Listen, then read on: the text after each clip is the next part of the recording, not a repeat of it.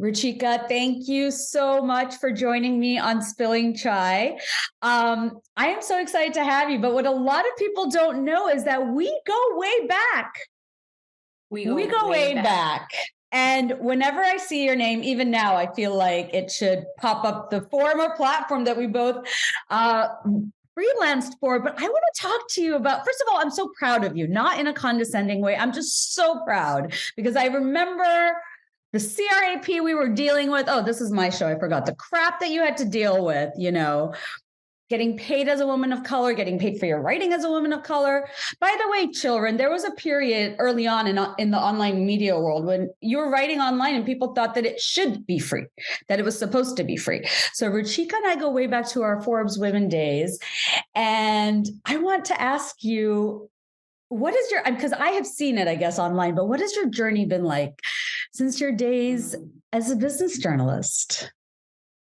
Oh my God, I'm so glad that we get to have this conversation, Anushay. And I will say, my big kind of realization and what I feel both excited about and what makes me a little disappointed is that we haven't really fully reached a stage, even though we have all the availability to do it, to be able to publish more women of color and be able to establish ourselves fully as thought leaders in the way that I would like to see us do.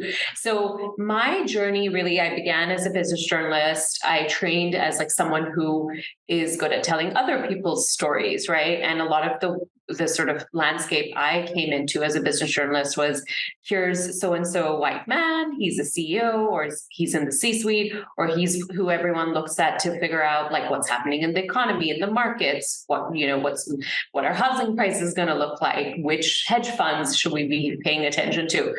And so my job in many ways was to capture that slice of the world without kind of having the tools to investigate. Why are we only talking about the economy from the perspective of what, middle class to wealthy white men kind of see as the way that the economy is going? Why aren't we talking about women's stories? Why aren't we talking about women's leadership? So I kind of left journalism. I know, and this is where it's interesting. When we talk about it now, it's oh my gosh, of course, duh. Especially when we think about how much the digital landscape has changed. But I remember going to multiple different editors at multiple different publications I worked for, saying things like, I think we should write about this, or I think this story is worth covering. And I would hear time and time again, oh, I don't think our audience cares. I don't think our audience is going to want to read this story. I think you should just stick to your beat, right? And I'd be like, well, my beat is money, or my beat is economics, or my beat is leadership. And how come we cannot veer off a very narrow definition of all those things or those perspectives? So what I'm saying right now is what I love is that more voices like ours are being published, and our stories, our perspectives, what are women of color dealing with in the workplace? What does leadership look like when you have been overlooked? How do you lead sort of with being told that you're not good enough and still motivate yourself and others and create opportunities and jobs and whatnot? And I still think that there's a lot more to be done. There is a lot more to be done. I keep nodding my head because yes, kids at home, you don't know. We have actually come really far. It was so bad. It was really tough. It was really bad. And you're so right. It's stick to your beat, and being told that our stories didn't matter, our voices didn't matter. And yes, this thing that our readers are not interested in that. And now we know question who is the reader, who's deciding who the audience is. So yes, brava. And oh my God, it was terrible. I'm having PTSD just thinking about it. I want to talk to you about, first of all, I love the title of your book. I love it. It's so active, and it's the solution is in the title, inclusion on purpose. I want to talk to you about performative inclusion because you probably know a lot more about it. It's a term that I recently came across, and I'm just wow, this is what white people love. Talk to me about performative inclusion, because I feel after the George Floyd moment, there was a real reckoning in American society and culture. And now I feel like we are digressing. So what is performative inclusion? Because I feel like a lot of people do that. All right. You are probably catching me at a time where I have a lot of energy and maybe a lot of unprocessed rage on this issue. So do bear with me. But, one thing I think I'm coming off this deep frustration where week on week on week on week, I meet women of color and connect with women of color, whether it's women whom I personally know as friends, right? I'm thinking of someone I had brunch with recently, whether it's people I don't know sending me, messages online, whether it's me working with some of my consulting clients, whether it's me doing speaking engagements. And week upon week, I meet incredible women of color who come to me and say, I was passed over for an exceptional job, for a top leadership position that I am overqualified for, right? Like I have the degrees, I have been leading, I've been at this organization for a decade or 2 decades, sometimes 3 decades. I have everything that I need objectively, like on paper, I have more than I need to get this top job. And I was passed over most often for either a white man or a white woman. And it's so frustrating. And it's kind of like having this it almost feels like a well of pain. It's almost like collecting broken hearts. And really, that is why I wrote Inclusion on Purpose, because it's so constant, it's hard to even quantify it. Like, I don't know now, has it been thousands of women of color I've spoken to? Has it been tens of thousands of women of color I've spoken to?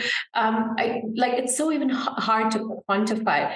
And then when we talk about performative inclusion or performative allyship, really, on the flip side, again, the work that I do gives me this unique vantage point where I'll go to talk to company leaders, company like C-suite executives. We're like, we deeply believe in DEI. We really want to make a change. We really see why this work is so important. And then you literally speak to women of color who work there, who are overlooked and underpaid and overworked and burnt out, passed over for those top jobs, expected to show up and perform to these really high levels and face bias and microaggressions. And this is not, I'm not saying something that now research hasn't backed up. And this is the other thing that's interesting about our work, right? The evolution. I think of the work you've done and written on and led on for so many years. And we didn't have the data. Yes, now we have the data. It backs us. Yes. Now we have the data. Even for maternal health and what Black women have been saying for so long, that it's racism, not race.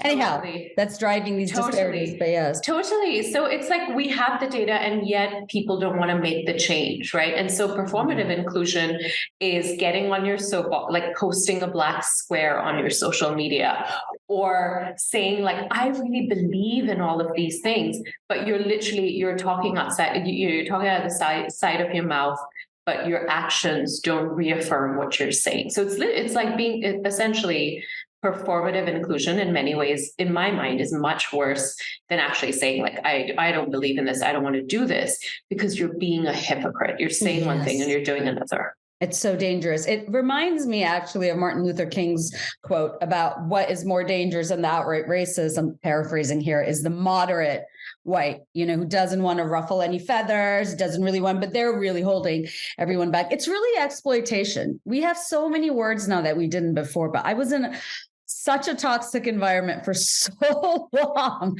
a women's rights organization, mind you. And I am still processing the trauma, right? Now I look at stuff and I'm like, I would never let that happen to my daughter. But I also think my daughters would never, ever put up with it either. So we are moving forward in a way, because we're speaking out. We're saying that's not okay. Or yes, I'm overqualified for this I'm overqualified for this job that I didn't get, that I was passed over for. So I grew up in Bangladesh and I spent quite a bit of time in Singapore. Obviously not as much as you, but I think that's a fascinating society to study. And I love what you have said in some of your interviews about the multiculturalism in Singapore and kind of the shock of the American workplace for you. This is so interesting because you point out the statistic that 75% of Americans don't have a friend of color. And I think it's something like over 40% of Americans, 46%, I'm going to say, that don't have a Muslim friend. Mm-hmm. What is going on in American society that is being reflected in our workplaces that you have found? Yeah. So this is so great. And I could talk about it all day long. So I always try and think of ways I can get those sound bites in as we live in a TikTok and we do, but I want you to really just talk how you talk, because this isn't like a TV hit. And also, we're so honored, guys, watching at home. We are so lucky to have the mind and brain on this topic. So yes. Thank you very much. Well, so the statistic indeed is, 75% of white Americans don't have a single friend of color, and 91% of the average white American social network is white. And I think this is really, this was super shocking to me for a number of reasons. I mean, firstly, America is the most diverse country in the world. It really is, right? When you actually look at it. And what I find amazing and interesting is that there are opportunities to meet people from all over the world all the time, right? And I think of that all in every sort of scenario I'm in. But the problem is it takes intentional action, again, back to inclusion on purpose, to disrupt the status quo. And the status quo has been through centuries and decades of segregation, redlining. I live here in the Seattle area. I live in a neighborhood that was literally redlined. Literally, African Americans were only allowed to live in that neighborhood and could only get mortgages if they could to live in the neighborhood that I currently live in, sadly, which has gentrified. At one point, it was, 80 to 90% Black, and now it's less than 10% Black. So really, really sad to see that happening too. But my point is that I think the way that many Americans have been sort of, where you live, where you go to school, all of that plays into the part of the reality that for a lot of, especially white Americans, you never have a meaningful interaction with someone of a different race and culture, right? And that could mean you've never heard a name like Ruchika. You've never heard someone speak a different language and really communicated with them while they're navigating English and another language. And I think that is, to me, it's a really sad experience. And to me, as I think of raising a 6-year-old in this country, I really want to ensure that he has a different experience, right? Because what I had in Singapore was diversity, not necessarily inclusion, but you cannot live your life in Singapore having gone through, school system, your neighborhood, etc., without meaningfully interacting with someone of a different race and culture. And indeed, when you think about having Muslim friends, I mean, not only did I have a number of Muslim friends growing up, but what was very important to me was understanding that there's something really magical in being able to partake in especially celebrations and cultures from a different culture without it feeling like you're doing something wrong or turning against your own religion or culture. And that's something that I find really interesting here in the United States, which I can get into a little bit of, a bit of hot water for saying this. But what I've noticed is, if I say to someone, oh, Merry Christmas, they'll immediately be like, oh, no, Happy Holidays.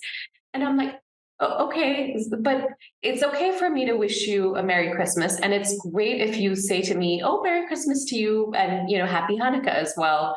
And I think what we have had in this culture in many ways is to really sanitize and strip away that curiosity for fear of whether it's offending someone, whether it's, again, not having meaningful interactions with someone different than you. In Singapore, it was normal for someone to say to me, Eid Mubarak. And I would say Eid Mubarak back. It doesn't matter whether I'm Muslim or not, whether whether Eid is quote unquote my celebration or not, it is my celebration. You know what I mean? And I think that is something that more of us can learn in this country, and we can bring about the type of change that we aspire to. I think we have all the tools, or we have all the conditions to create a very diverse society. We have it. What we need to focus on is that inclusion and harnessing those, having a very diverse sort of set of friends, social circle. And then before I really go off on a huge tangent, the biggest area where we do have an opportunity to create change is the workplace, because for most Americans, the first time you're actually going to interact with someone, research shows the first time you're actually going to have meaningful interactions with someone of a different race or ethnicity than you is the workplace. Yes, yes. And you know what? It makes such a big difference. I mean, during the Trump years, when everything with the Muslim ban was going on, one of my friends said that her kid came home and was talking about it and then said, but we don't know any Muslims, we don't have any Muslim friends. And they were like, yes, we do. And they pointed to, Miss Anushay and, Ava's mom, and Ava's a Muslim. And it made such a light bulb go up for this white blonde kid. And he became really kind of protective and defensive. So you're so right. These relationships start with friendships really at any age.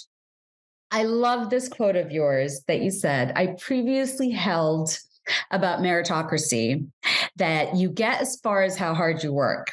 And I realized inclusive workplaces don't happen by chance. It takes intention and constant action driven by leaders. I love that. That is so true and so smart. I love how you articulate that point. Do you think today's leaders have what it takes? Because sometimes I'm like, they don't want it to get so diverse. There's a lot of jealousy, I feel like sometimes too, yes, in the workplace, it's just a really weird kind of competition, racist competition almost, where they feel entitled or just assume that they should be better or entitled to certain positions and opportunities. So what do you think about that? Because sometimes I'm like, this guy is so racist. Why are white guys want to give up their privilege and power? It is great to be a white man in America. I don't want to be one, but it's pretty great. You can do whatever you want. Really. Except it's not really. I mean, so a couple of things, right? I absolutely subscribe to the ideas of meritocracy growing up in Singapore, again, a country that really markets itself, their words, not mine, but going from a third world to a first world in a couple of generations. So there's this real idea of like, it doesn't matter what your past is.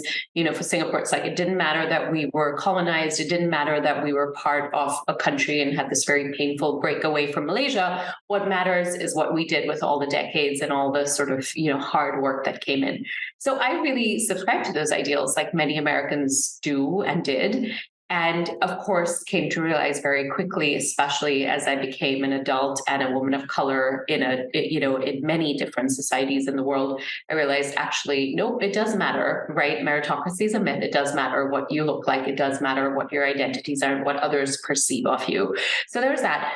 I think the other thing about specifically around the idea that like it's great to be a white man in America. I mean, my good friend Ijeoma Ulo has written a fabulous book called Mediocre about how this idea of, this of like being a white man and whiteness is going to protect you and save you and be able to elevate you out of whatever situation you're in is actually a myth.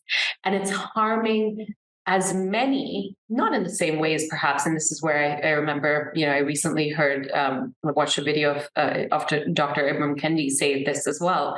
Literally, it may not, racism and white supremacy may not harm white people in quite the same way that it harms people of color and Black people, but it does harm white people, right? And we're seeing the type of social or the lack of social mobility in this country, even among white people, that we've just never seen in decades and centuries past, right? So what we find is, and again, policing and police brutality, it actually impacts white people as well, right? And creating these systems in the workplace with a lack of diversity, it does impact innovation.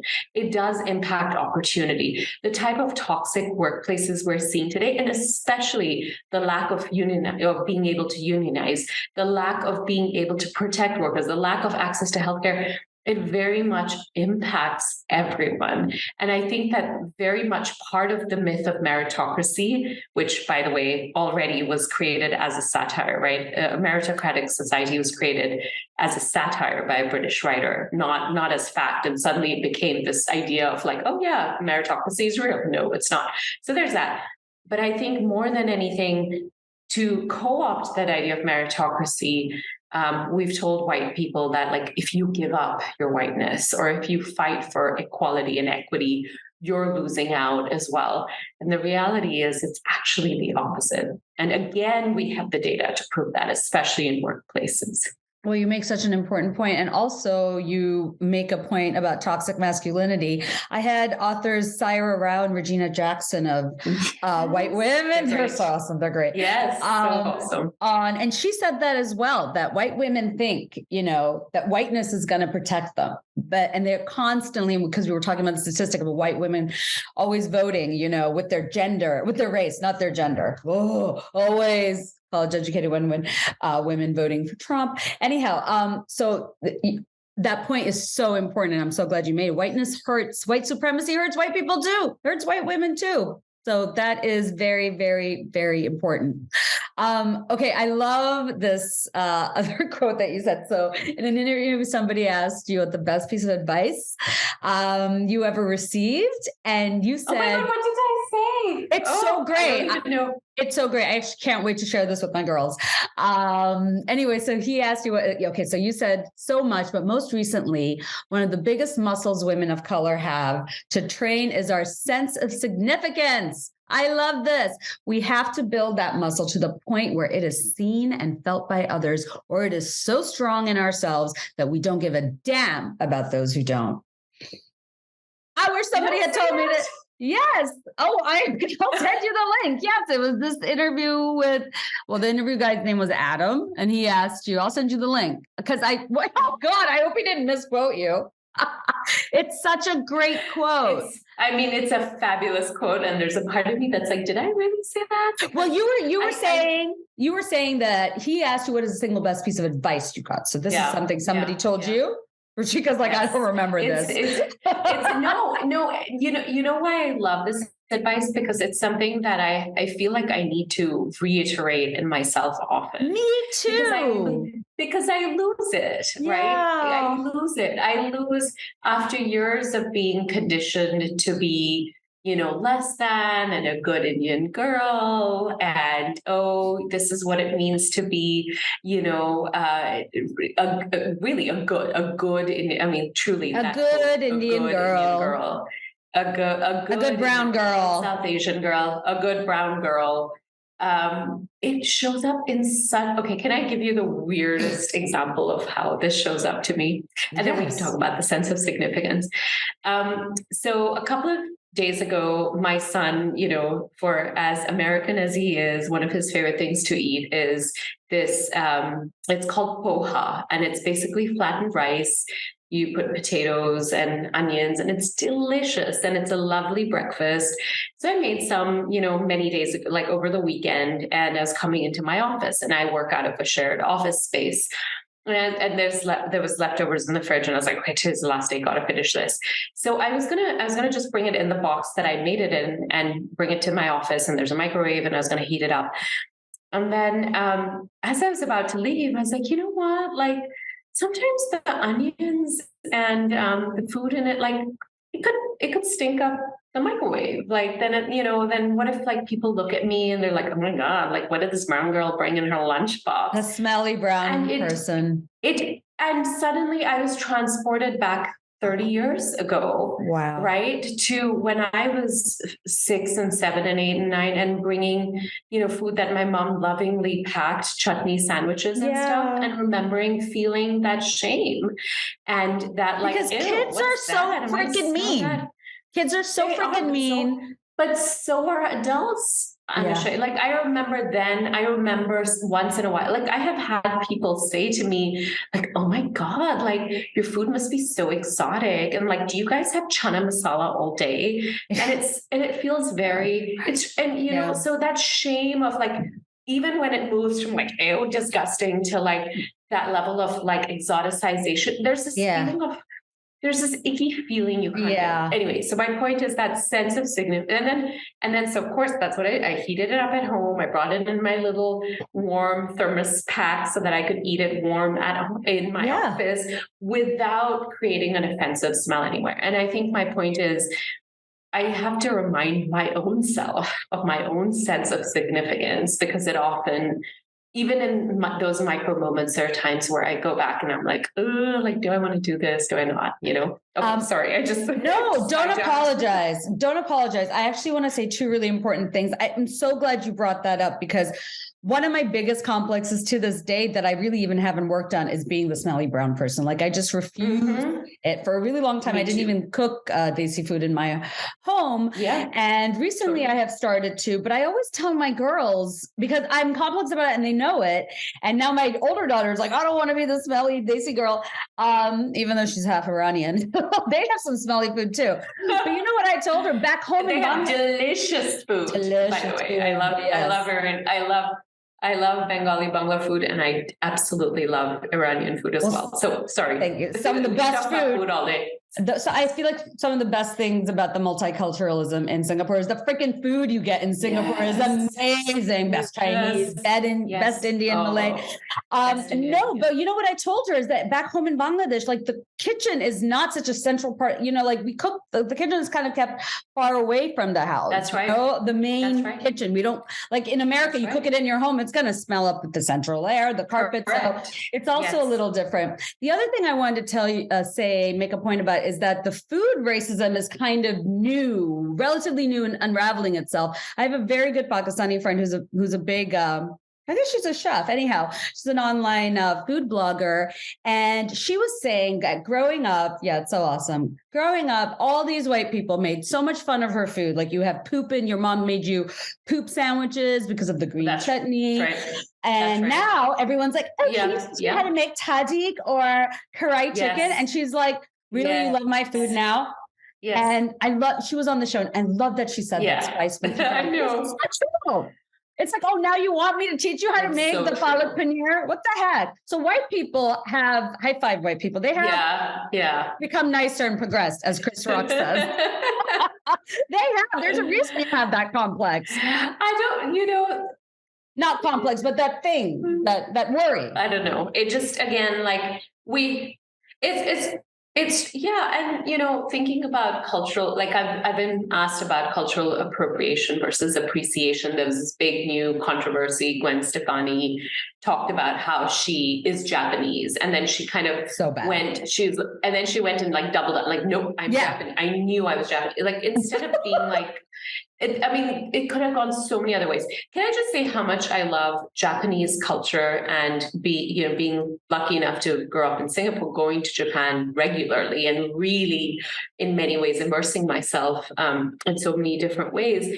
And absolutely understanding, like, there is a difference between saying, like, I love this culture and so much of it speaks to me, and I am, someone who really appreciates it. And of course, someone who's like, I'm going to take all the best parts of it without understanding without ever experiencing all the trauma and pain and challenge that comes with being non-white in this country and other countries. And I think, especially hearing Stefani say that in the context of this rising violence, really painful violence against Asian Americans and Asian elders, it just, like, that level of insensitivity reminds me a little bit of this. Like, I know like when someone comes to me and they're like, oh, could you teach me how to make palak paneer or chana masala, or you're so lucky you have chicken tikka at home. Yes, I get it. Like, yes, thank you for being a little nicer than, those days where we got laughed at, or like, kids said mean things. But I still think often it comes from a space of, like, still not fully understanding both the trauma, like, in the past, but also the trauma that still exists today, right? And again, it's like, if I, with my Americanized accent, right, and my 2 college degrees, I'm like, oh, I had chicken tikka. People are like, oh, so cool. But if my accent was different, or I didn't speak English, right, it would immediately be like, oh, like, she doesn't understand American culture. Like, she's different. So I think the point here is that there's a lot more nuance to even that change of, like, going from, like, oh, your food is disgusting, to, like, oh my God, your food is so exotic, right? Okay, I'll stop now. No. Sorry. I was just going to say that to you. I'm like, oh my God, I can talk to you all day. No, yes, you're so right. I just realized after 3 years of Zoom, I'm still not unmuting myself. No, you are so right. And, there was this scene in Never Have I Ever, Mindy Kaling's show on Netflix, where the mom is kind of having a flashback to her husband who died. And she was saying that all the white ladies at the school lunch or potluck or whatever, PTA, whatever, like were grossed out that she brought like an Indian dish and it was just so sad. I'm like, gosh, but you're right. There's always nuance, and we can't generalize our experiences too. So I could talk to you forever, and this conversation is like an education. But my last question to you is, I'm so proud of you for this book, not in a condescending way at all. I really am. I just feel like, look at this. I mean, I'm so proud of you. You have really, it's one thing to write a book and another thing to really contribute. So your book sold over 15,000 copies within its first 6 months of publication. What does that say to you? And what gives you hope doing the work that you do? Well, thank you so much, Anushay. And I think I see us doing this together in solidarity. In fact, the more I think about creating workplaces, where hopefully we can be more inclusive and really bring in and support and empower women's leadership, right? In the sense, recognize women of color's leadership in a way that it isn't. I think it really comes down to recognizing how much women of color contribute to our society and what level of challenges and pain we face. And I think your work, especially around maternal health, maternal mortality, in general, health plays a big part. And I'm so glad that in our society, we're finally talking much more about that connection between health and the workplace, whether it's burnout, whether it's parental and family leave, whether it's literally caregiver leave, health. I mean, we're finally having those conversations, by no means to the level that we should, and how many decades and centuries are we behind, but I'm really glad we're doing this together. In terms of my book, I will say, for a book that got 30 rejections and feedback, we don't know if the focus on women of color needs to be said, or we don't think diversity books do well. I think that there's this idea that that there's obviously an artificial competition that gets created. And what I really want to talk about is how I'm so proud of course, how my book did. But what I really hope is it's proof for other women of color who go out there and shop their books and think should I write that essay or not? Should I even do that LinkedIn post about this experience I've had? Should I maybe do an Instagram reel or TikTok or whatever the cooler kids are doing these days? I hope that everyone who has something to say, who has been told your voice doesn't matter, recognizes that no, your voice does matter. There is proof that our stories need to be told, they need to be heard, they need to be understood. Our wisdom needs to be appreciated and learned from. And that's what the sales and the other numbers tell me, right? It's less about me, but it's more about creating this community and really this ability for everyone to be able to tell their stories. And if my work is seen as proof for a publisher to be oh, okay, woman of color's book sold 15,000 or 20,000 copies, sure, okay, let's go ahead and take a chance on this other woman of color. Yeah. then so be it. Then so be it. Exactly. Well, now you Rolling but yes, but I love that. That's what it is. We're such assets. Remember that. Yeah. View yourself as that, and remind other people of that, and remind each other of that. I recently had a moment where somebody asked me to do the speaking gig, and because I knew her, I gave her a really low number. And she came back to me, and she was a white woman, and she said, "No, you asked for this. Everybody else asked for that. Do that." And I'm like, "You're so right, but it's because we know each other." And she was like, "No, you have." And I was just like, not. Yeah, even still doing that. So yes, remember your worth and tell your story, because if you don't, somebody else will tell it for you. And we don't want to do that anymore. Take control of your narrative. No. So Ruchika, thank you so much. And I really want to meet you in person. I feel like we are star-crossed soul sisters. I know we will. And we will. I feel like this is the year, we're emerging from this really terrible, painful time. But I feel like this is the year, and I'm going to try and do my thing to try and connect with as many of us badass women of color around this country and really around the world. Like, it is our time. Thank you so much for coming on the show. I've taken up so much more of your time than I promised I would, but I could talk to you forever. So much. Tell me about it. I don't even notice. I don't know what that means. I don't even know what it means when people say that. I love it. Our next book, Inclusion on Purpose in the Kitchen. Something like in the kitchen, or in the cafeteria. I mean, listen. I think that the way to connect most deeply with people is over food. I mean, there's a reason why so many of even like religious texts and all are about breaking bread, but it's really about, for me, I'm a rice person, I'm not a bread person. So for me, it's about like digging into that same, which, in so many, especially Muslim cultures. Yeah, eating with your hand, eating together. Eat with your hand, eating together. So, eat on the floor. Anyway, on the floor together with your hands. So, well, let me tell you, I will tell you really quickly, though, about rice and loving rice. I mean, one of the biggest showdowns for my wedding, marrying an Iranian, was over the rice, because they wanted their 4 rice dishes. And it got to a point where they were like, well, if you have yours, it's too many. And I'm like, I'm not getting married with that biryani. I won't get married. They're like, that's too many rice dishes. And then my husband was like, okay. Get married again? Can you get married again and invite your dear friend Ruchika, who will come in from Seattle to wherever? Because there is no such thing as too much rice in my world. I love rice. And it pains me so much to waste any rice. Yes. Okay, dear friend. Thank you so much. Next time it will be spilling rice with you. Thank you. Thank you so much, Ruchika. I will speak to you soon. Thank you. Have a good one. Bye, Ruchika. Really. You too. Take care. Bye. Bye.